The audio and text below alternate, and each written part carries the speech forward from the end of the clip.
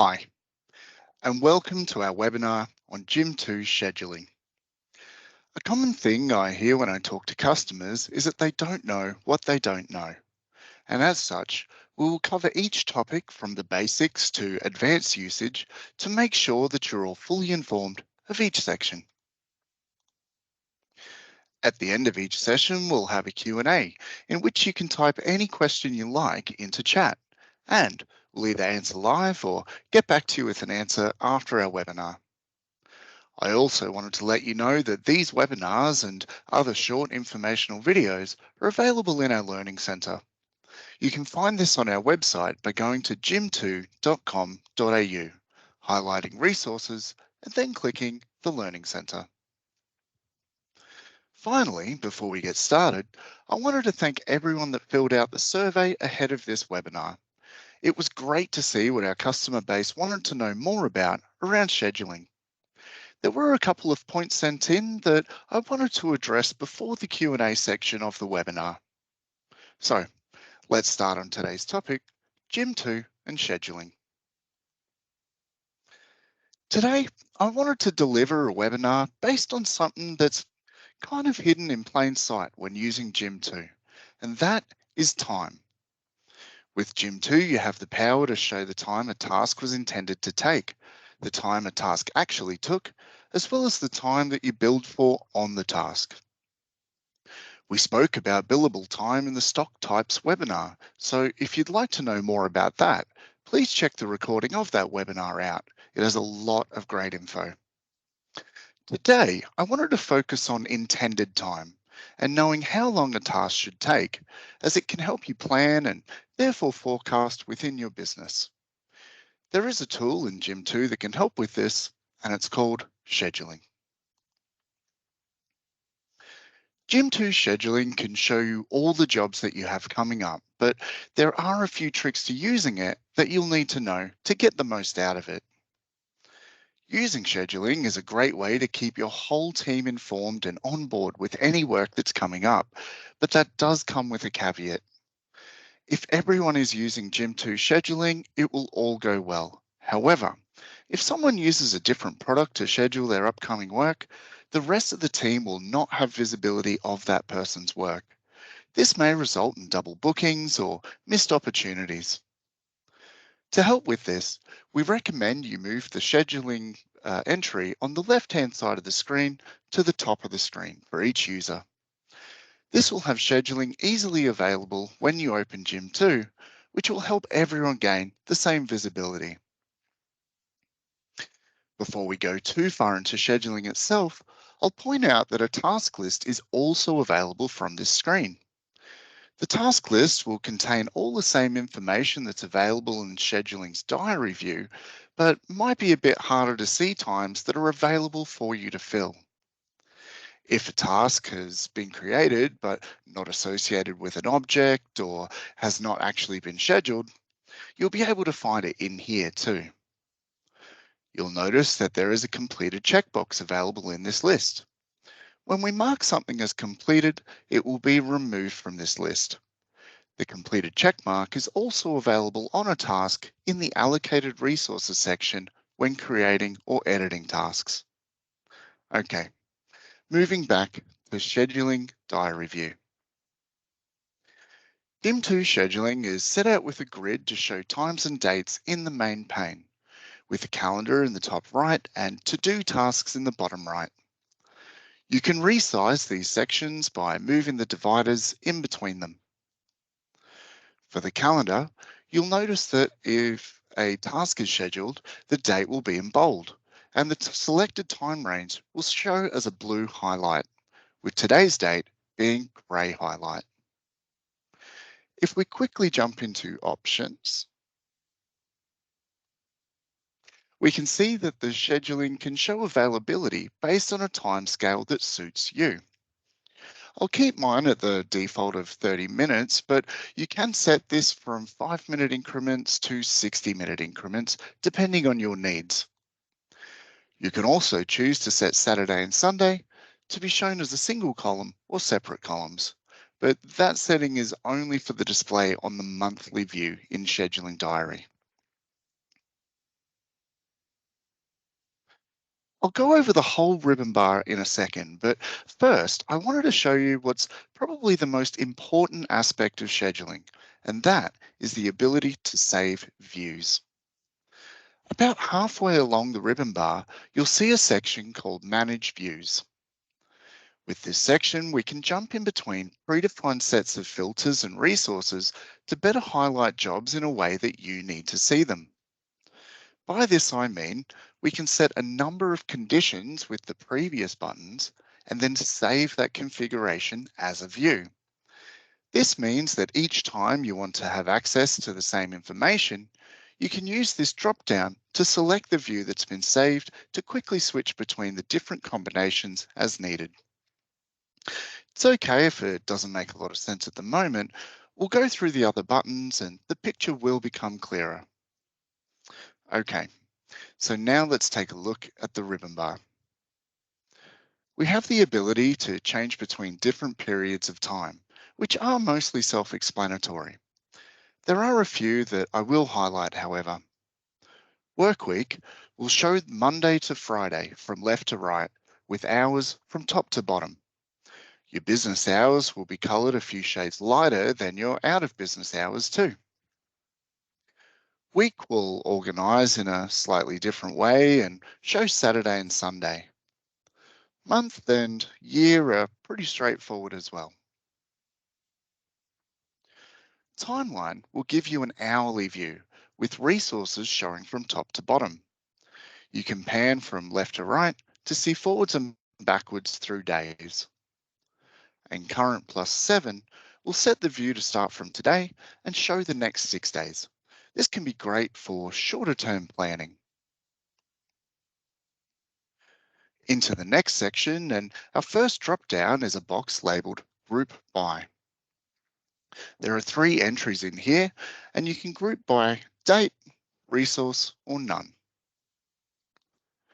Date will create groups based on the date range selected, with each resource showing underneath it.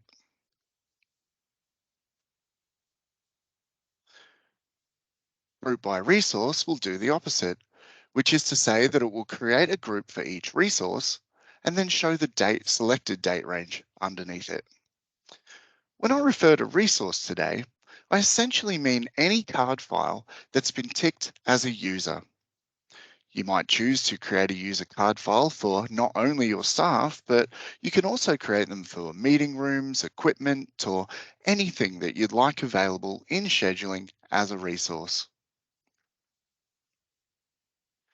Group by being set to none will present the date range you have selected and show you the events that are planned to take place during it. Resources drop down will default to My, which means that you'll only see things that are assigned to yourself. We'll cover selected resources soon, but you can set this drop down to allocated also. By setting this to allocated, you're telling Jim2 that you only want to see the resources that have tasks allocated to them. There is a caveat when considering unallocated tasks, which we will come to soon also. Finally, for this drop-down, we can set to all resources. This one can create a bit of noise on your screen depending on the time range you have set, but it will show all tasks for all resources. I'd recommend using this in conjunction with the filters for the best effect. The filters drop-down will show you all the available types of tasks that you can create in scheduling. Being able to turn these on and off becomes very important, especially when we remember we can save these combinations of settings. It means that you can create a view with only annual leave or only job-related tasks. Looking below the types of tasks, and we can see a few more settings. Show unassigned will show a resource labeled unassigned, which will display any any tasks that do not have a resource allocated to it.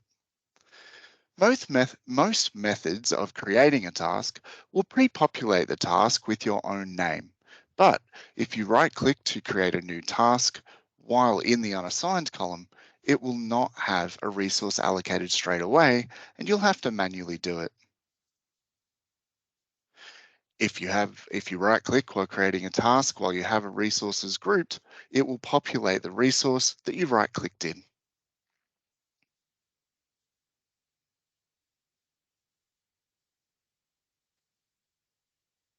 Show appointment navigation, when checked, will show panels that will allow you to skip forward to the next appointment or skip back to the previous appointment. Be aware though that these panels will only show on a time range that does not contain any appointments.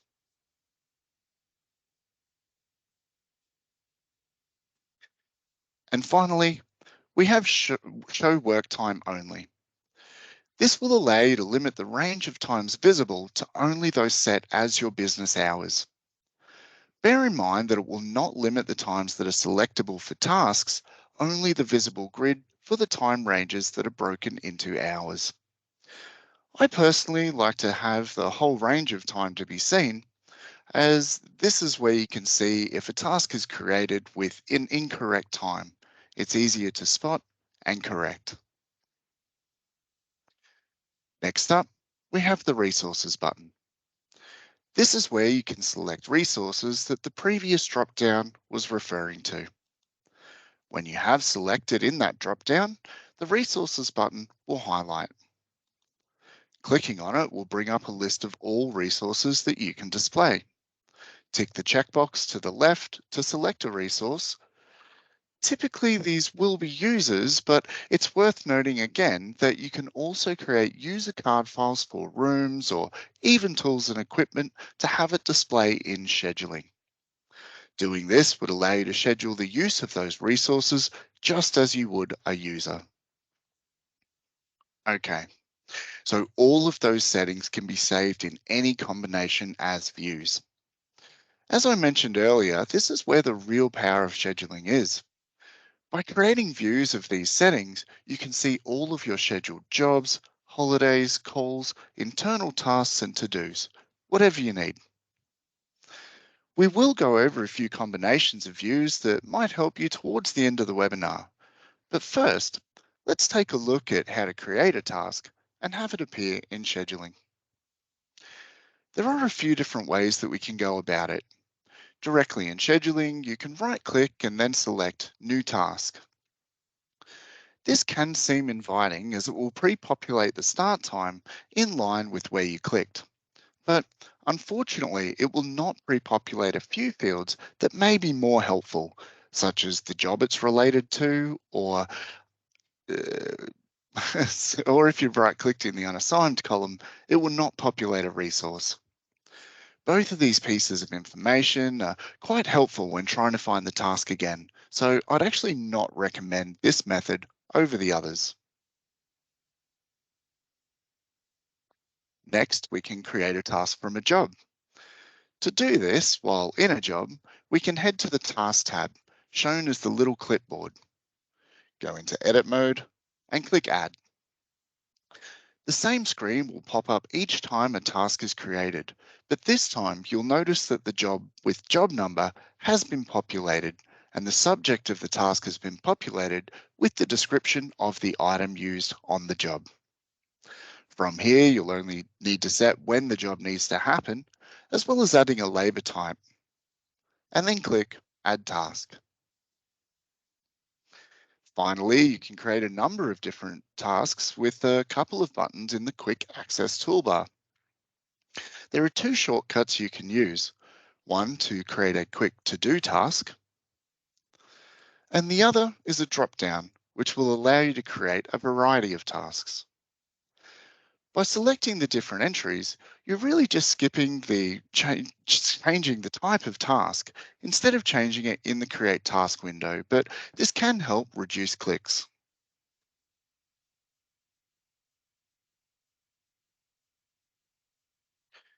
Moving on to the different types of tasks, we can see that there are plenty of ways to categorize your entries. Job will, of course, let you associate the task with a job. As mentioned earlier, we can have this pre-populate by creating the task from a job or from the Quick Access toolbar while having a job open. This task type will allow you to set a labor type as well, with a range of options to describe the type of work that's to be completed. All task types will allow you to set a reminder about the task too. You only need to tick the reminder checkbox and then select a time for the reminder to appear before the task. You can select up to 2 weeks and as little as 5 minutes before. So you should be able to find a time period that will suit the task. For any task to be scheduled, you'll need to put a start and finish date and time for the task. If this is not populated, it will not appear in scheduling, so do be aware of that. If that does occur though, the easiest way to find it is from the task list that I mentioned earlier. You do need to be a little careful when selecting a time from the drop-downs, as they do display the full range of 24 hours in half-an-hour blocks. So when you first click it, it will show from midnight. I mentioned earlier that this is why I like to have all hours showing in the scheduler, as opposed to just the business hours, as if a mistake is made in selecting an AM when it's meant to be a PM, it can be seen very easily. And of course, we have the subject and description. This information will be available from the pop-out when you hover on an entry. Ah, this warning has popped. This is because it's a job task, but we've not yet got a job linked. Well, just to attach a job to keep things moving, but it's good to know that there's a level of protection there. So here we can see if you hover, there's a lot of information about the task visible. This will of course work for any type of task that is scheduled. Going back into the task, and we can take a look at a few of the checkboxes that are available. Schedule will allow you to turn the task into a scheduled task or not. As we're looking at scheduling, this will be checked the majority of times. Next, we have a to-do checkbox. A to-do is usually going to be a task that requires an action and therefore can be prioritized. So by ticking this box, the priority field will appear. Next, you can mark a task as private. This is useful if you have appointments or such outside of work that will show that you're unavailable for other tasks, but you don't necessarily want the detail to be seen outside of the allocated resources. We'll come back to reoccurring and create job as it doesn't apply to job tasks, but is quite useful for a number of other task types. You can see to the right that there's a pane that shows the allocated resources and whether they've been confirmed that they've seen and accepted the task, as well as if they've completed the task. Remember that the completed checkbox will remove the task from the task list for that resource. To allocate more resources to the task, we can click the Resources tab at the top of the window. This one's fairly straightforward. Any card files that are marked as a user will appear in here to be applied to the task. Simply highlight the resources you'd like to add and then click the arrow in the middle to add them, or remove them after highlighting them on the right-hand side and clicking the other arrow. Once you have the resources that you need for the task, the next step is to make sure that they're available for the task. If we click the Scheduling tab, we can make this super easy. In here, you'll be presented with the availability of each resource that's been selected in a timeline. You'll be able to change the view as needed with your pre-saved views, and this might help declutter if there's a bit too much info on the screen. The zoom drop-down will help you show more or less time based on your needs too. This can go quite granular with 500% showing just a few hours and the 50% option showing a week. If you wanted to see more users, you could use the next drop-down. Select the resources that you'd like to see and they'll appear in the scheduling view. You will need to refresh after adding users from the drop-down though.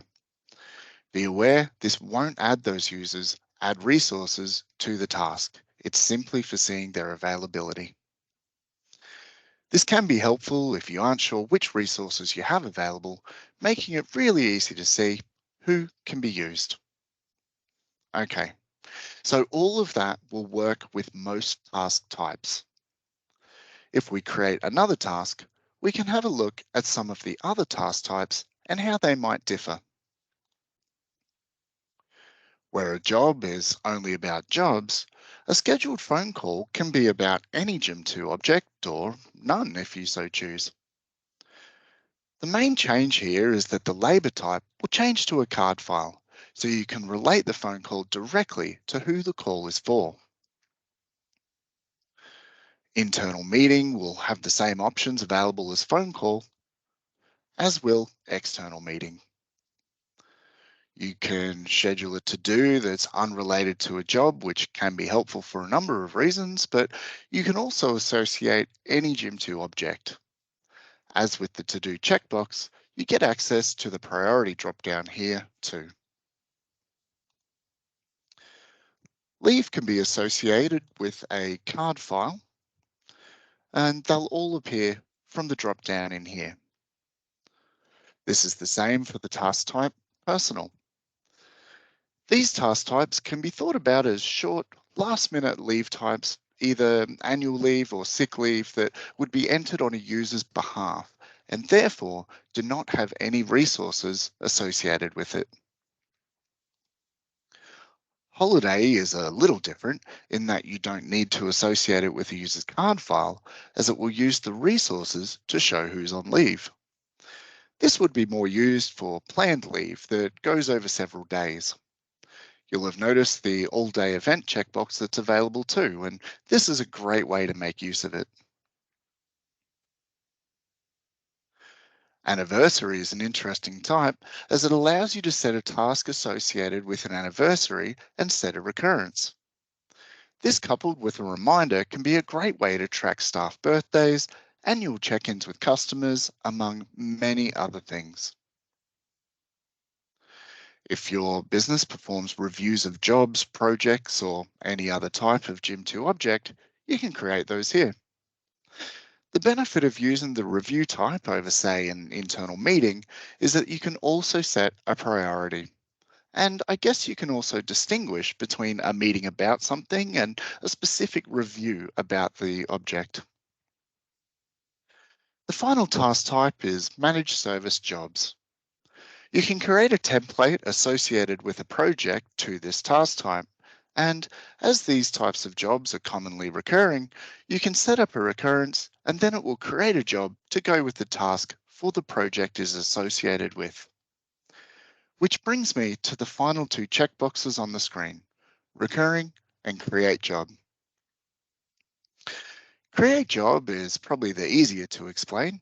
If it's ticked, a job will be created with the information from the task. So let's say a customer's called up and would like to meet about something. You aren't sure exactly what it's about yet, but you do want to have it in scheduling. We can add an external meeting, add a card file for a customer, and then tick Create Job. We'll set the meeting to occur tomorrow at 2 p.m. say.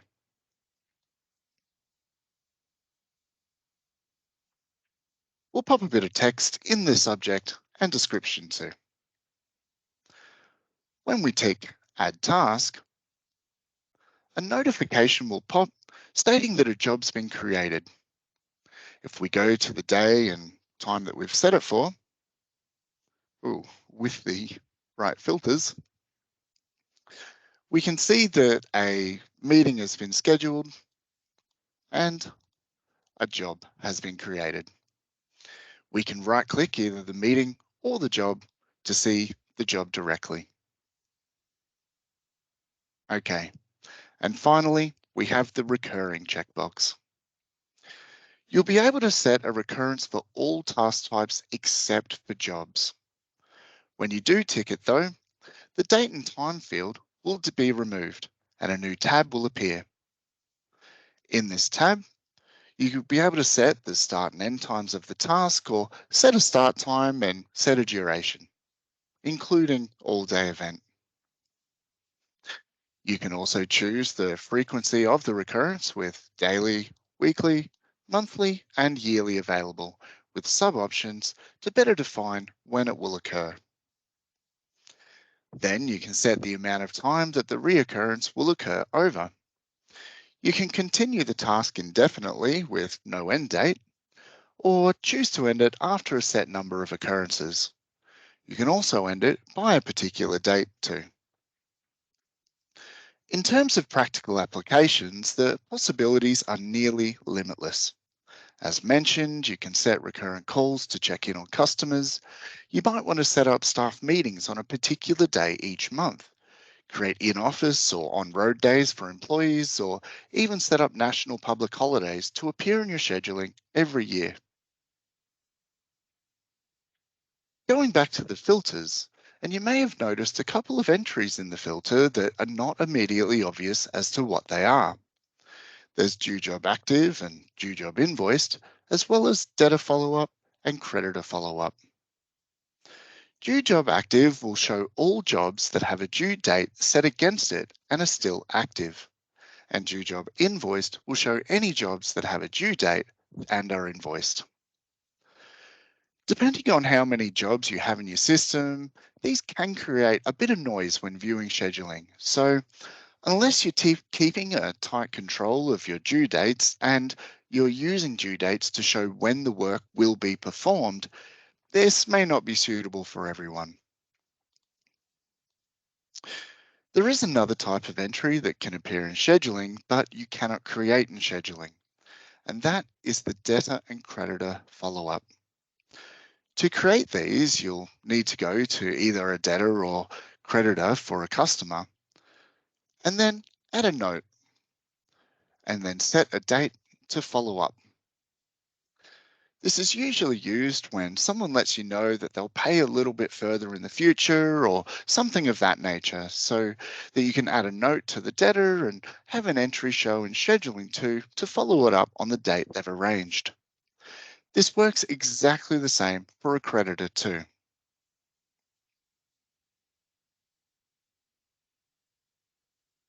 I also wanted to highlight that if you find that a resource is not available for any reason, you can move the task from one resource to another when grouping on resource.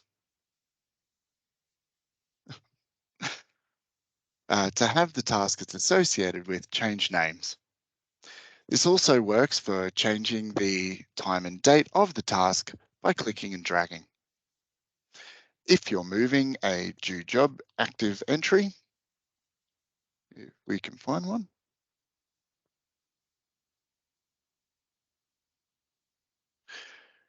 it'll also change the due date on the job, or if you click and drag to a new resource, it will change the name on the job.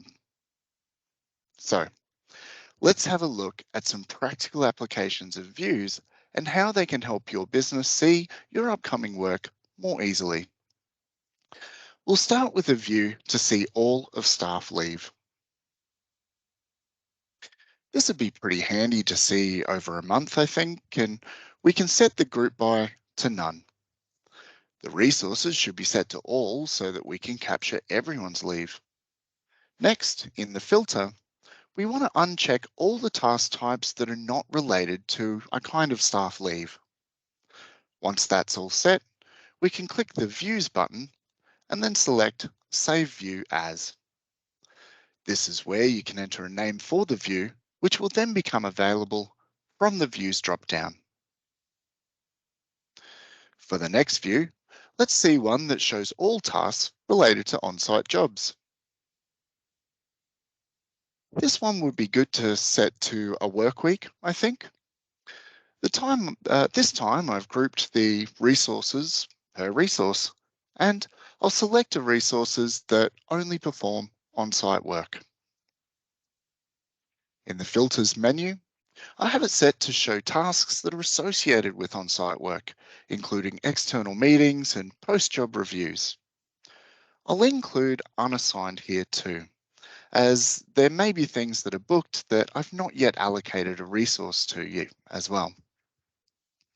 I've saved this view as on-site work, so you can just use the drop-down to access it whenever a new on-site job comes in that needs to be scheduled.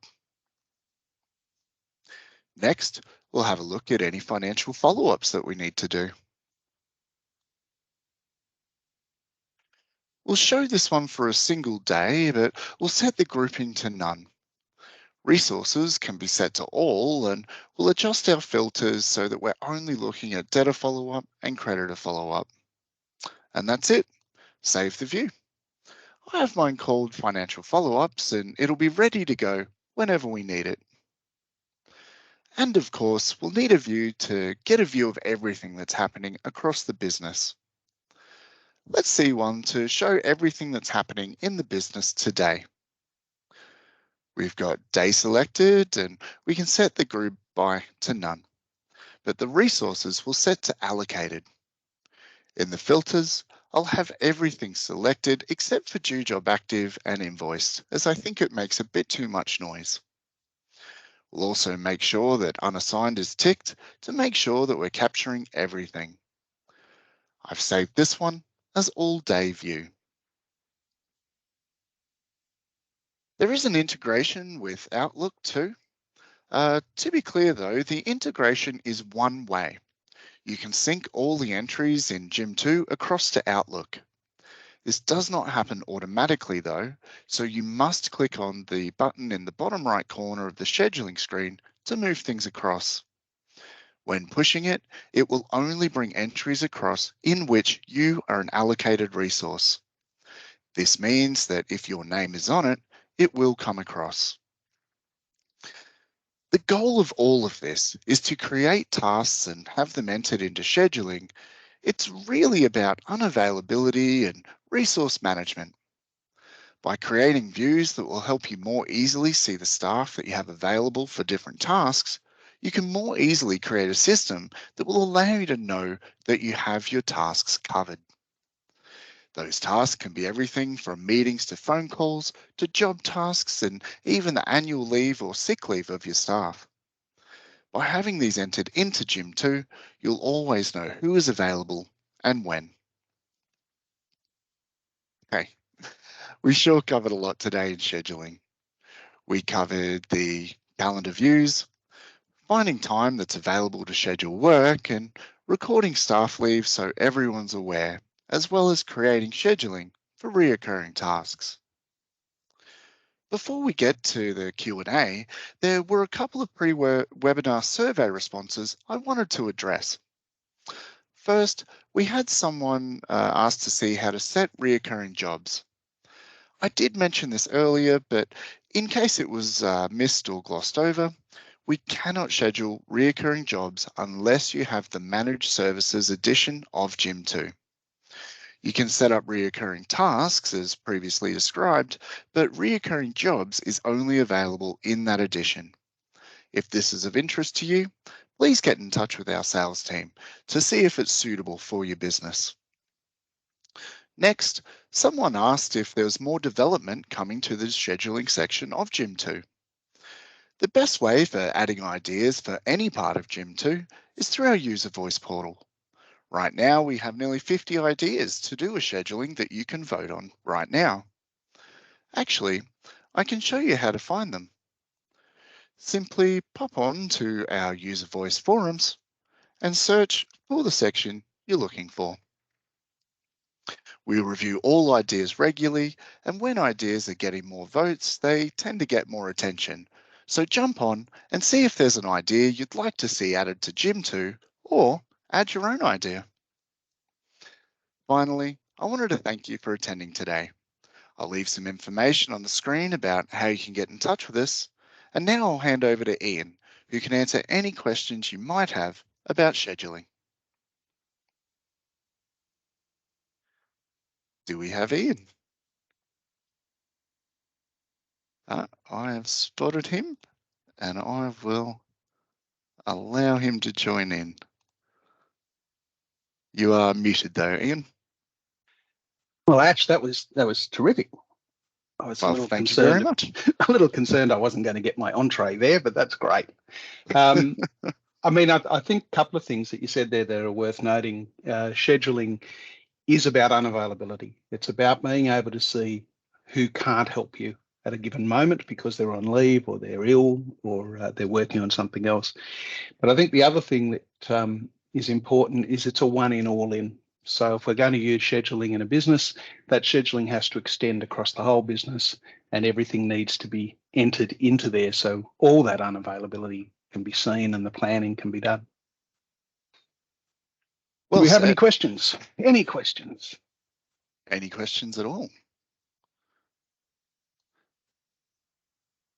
A little quiet on the question front. Hopefully that means I've explained things quite well. We definitely use scheduling inside Jim2 to help us organise our own work. Would you be able to speak to that a little bit in terms of using it on a day-to-day, being able to, see that projection into the future of what's coming up, as well as leave and things like that, Ian? Yes, of course. As most of our customers would be aware, we're a remote business ourselves. Our team is located across New Zealand and Australia. We have no physical view of each other, so it's not the same as sitting in an office and seeing that someone's sitting across the table. We use scheduling to tell us about availability. So on a day-to-day basis, we run an all view. Every one of us has created a view of everyone in the business. There's now 36 of us, so we always look to that to tell us where we are. The views that we create are personalized, so everybody in the business creates their own series of views. It's not shared.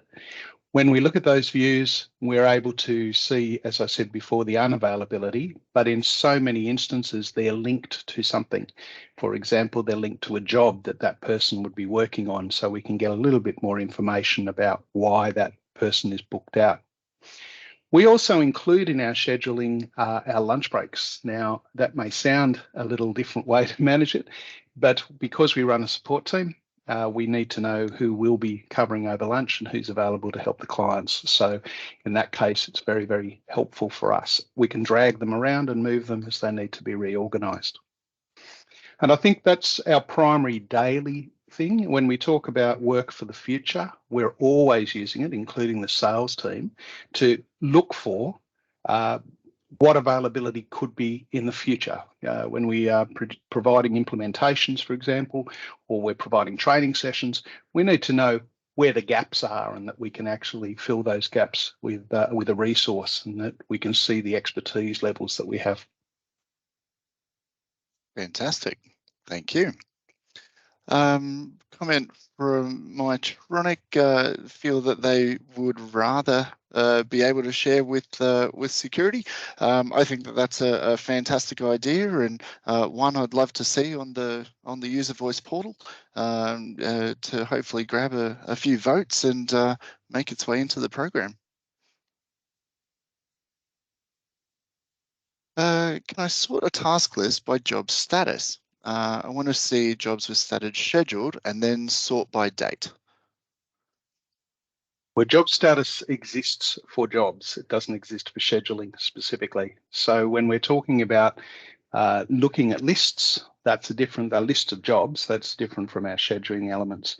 In scheduling, the sort of filters that you have or the sort of sorting that you have is obviously about the resources who are being utilized, the task types, and to the type of task that it would be being to do versus a job-related activity. But the task list does allow you to see groupings of jobs as well. In other words, there is a view in there, if we can get that going there. Thanks, Ash. Yep. And just look to the top left-hand corner where it talks about task type and currently says all tasks. So here, yes, you can look at it this way, but you can equally come down to what's called job related. And this allows you to see all tasks in scheduling that are related to any job in Jim2 for the period of time that you're filtering.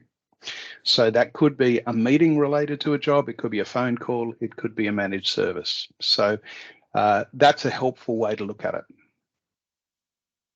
Thank you for the question, James. Selena's asked, how does the scheduling link with Jim2 mobile? Do we have any linkage there that you know of, Ian? Yeah, so with the scheduling in Jim2, it passes across to mobile. It's a different interface, but if you were to put task types into scheduling, the way that Ash has been speaking about today, you will also see them in views in your Jim2 mobile. Now, those Jim2 mobile views are different from what Ash is showing you. It has the same content in terms of the actual tasks. It has the same linking, but it is not the same layout, of course, because they're different interface that you see on Jim2 mobile. Equally, the difference in views can relate to how many. Ash, you've done a great job of showing all these people that they can have lots and lots of views. And you can have numerous views in Jim2 scheduling. In mobile, it's restricted. You're looking at one view at a time, which can include all the resources. It could include just yourself. It could include just selected groups of people. Another question from Mytronic, I think you were answering there, is essentially yes. You could basically just select the resources that you'd like to see, and you'd see any scheduled things that they have set up. I might just grab you to do that again, if you don't mind, Ash, because there's Sure. something there. You'll notice that in this screen, not only do we have the names of the resources, but to the right, we also have report level 1, 2, 3, 4, and 5. In a big workforce, it can be handy for you to use the report levels to group your staff, so that makes it very easy for you to come into this screen, click on it, and sort it by those groups. Now, if it's a big workforce, it's quite handy. I understand that it can be difficult to use report levels with card files. We've had that conversation in sessions before, but for this purpose, it's really helpful. So think about your technical teams, think about the experts in your business and whether you could group them together to make it a little easier to select them in scheduling. That's group by section being present in a lot of screens in Jim2 as well. So do keep an eye out for it, as it can make sorting a lot of lists quite easy. Oh, how can we adjust businesses' hours in the daily view? I believe that comes from setups, or is it options, Ian? It's options. It's options. I knew I'd get that wrong. And then in, oh gosh, I want to say it's, yeah, in labor. There we go. So we can set up the start time and end times in there. Thanks, Ivana.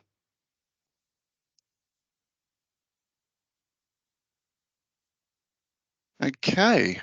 Any other questions that might be on the edge of your mind?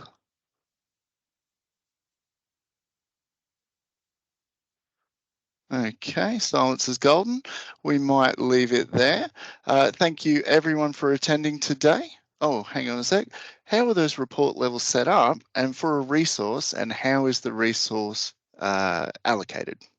Sure. So that's actually done through the card file. So when we go to a user's card file, we can see groups that they're members of. Excuse me. So if we were to pick up any of the users. Oh, hang on a second. I've got a group type there. I just got to pop out. That's me playing with demos. Go to our good friend Blunky. So when we look at this screen here, you can see there's the administrative area at the top, which is the header. In that section is a thing called groups. And currently it says Blonky belongs to the hardware, the IT services, etc. The yellow folders that you're looking at are report level groups. And they're the same ones that would apply to your users. So you could have in there groups that are specifically about your own team members, and therefore make them members of those groups at report level 1, report level 2, etc.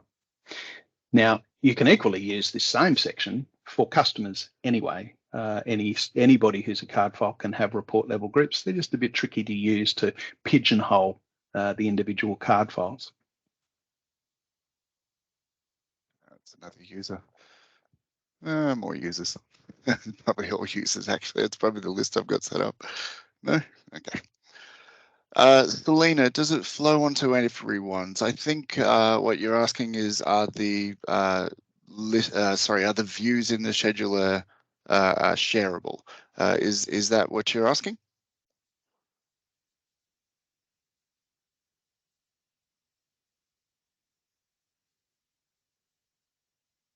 Not quite sure there. If it is, no, they're not shareable. They are, if you schedule on one login, how does it flow onto everyone's? Sure. No, so it doesn't flow onto everyone's. If you schedule on one log, when you say if you schedule, if you say that somebody is doing a task, for example, it depends on the views that other people have as to whether they see that.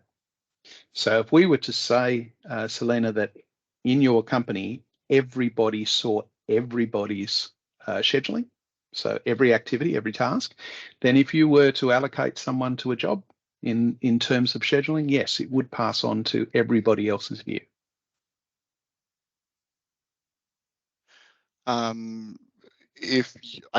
Another part of that, if you allocate additional resources, then it will appear in theirs as under the under my resources, my resource in the drop down. Yeah, that's correct. That's correct. So we're just thinking about people have their individual views, and that's one of the good and bad things, I suppose, in scheduling. I can create views that bother or help me, whereas there might be a view that bothers Ash. So in this case here, as soon as I allocate somebody to a task, it'll show in my views because I've selected that view of scheduling. And Ash, if he's selecting the same criteria, he will also see that allocation. And of course, if there's any questions about this when you're popping out and having a play, give our support team a call and we'll help you out as best we can. If I could just also put out this discussion regarding, from our point of view, about security, we would think that scheduling is visible for all, by the way. So if you're thinking of what's the premise of how it's designed, for us, we would believe that everybody should be able to see scheduling, that they should all be able to create views, and they would be able to see the things that are going on in the business at any stage. Jim is about visibility. It's not about hiding. And when we talked about a one in all in scenario, that was to allow everybody to be able to use the information at hand. With the one exception being setting a task to private, in which case only the allocated resources would be able to view that. Support team's phone number is on screen at the moment. There's a couple there. There's a 1300 number and a regular phone number. Account manager would be able to see other account managers' customers if a task was created. That's correct. If it was it's the linked to the task that you're task, looking at. yeah.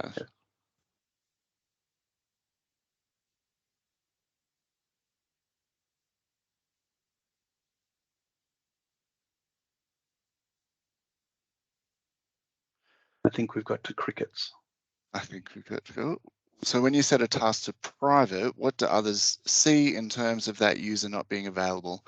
I don't have one set up. Sorry, That's Ian, okay. go on. We can explain it, yeah. So it just blocks out the time. It's, as I was saying before, it's about unavailability.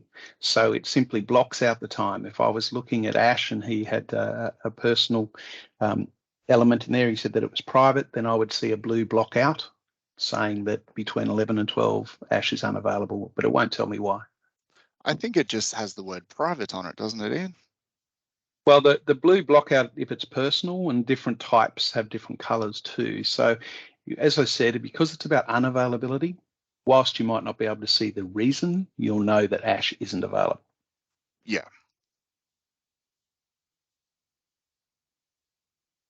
Cool.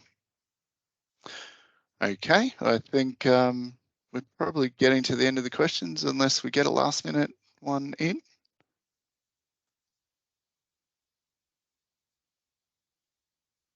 Okay, we'll leave it there today, guys. Make sure to check out the recording that's up on the website. Oh, one sec.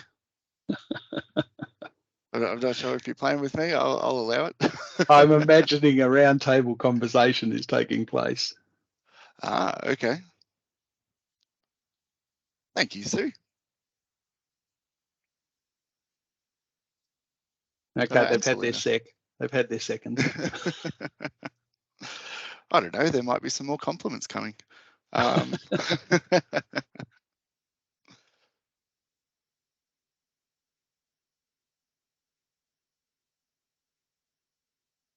All right, we might leave it there. Any more questions, please do reach out to support and we'll get your answers. You can also shoot me an email as well. Oh, still typing. This must be a big one.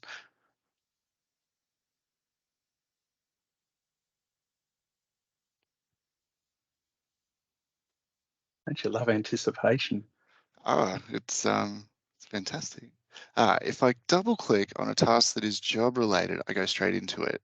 If an account manager does the same, will the normal Jim2 security stop the job from opening? Okay.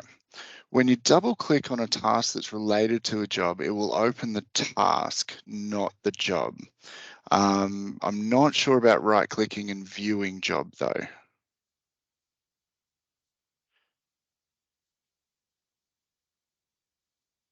Opens the job. That may be on the due job type. Yeah, so that would be on the due job active type, which is not a task in and of itself. It's more a representation of the job with a due date that's showing in the calendar. So Ian, the question then is, will the normal Jim2 security stop the job from opening if someone isn't meant to be opening that job? And I would say I have no idea. Yeah. So we will go off and have a look at that. Yeah, we'll check that out and get back to you, I think. Yeah, sort of a unknown scenario for us. When receiving a reminder of a task, how do you get to the job that is relating to it as it only opens up the task? Is there a button to go to the job on the reminder, Ian? Well, it I depends on didn't the actually reminder. have any pop. Yeah. No, that's okay. It depends on the reminder that you receive. On one type, no. On another, yes. So it is a question of, in some circumstance, you'll get a right click and you'll be able to move to the actual task. To the actual job or linked object. In others, you won't. So it's different interface. So I think the answer there is depends on the task type. So we just need to work through the screens to, as you're dealing with the scheduling elements and working out the speed with which you want to go to things. For example, there's a difference in terms of linking to jobs through the mobile, through Jim2 mobile, compared to doing it through a Jim2 desktop screen. So horses for courses, just slightly different interface changes. Cool. Okay, we might leave it there, guys. Thank you so much for attending today. Any further questions, yeah, just let us know and we'll get you answered. We'll get back to you for the answer for accessing jobs through the due job active type. And yeah, we'll leave it there. Thank you all for attending. Thank you. All right, thanks everyone. Bye.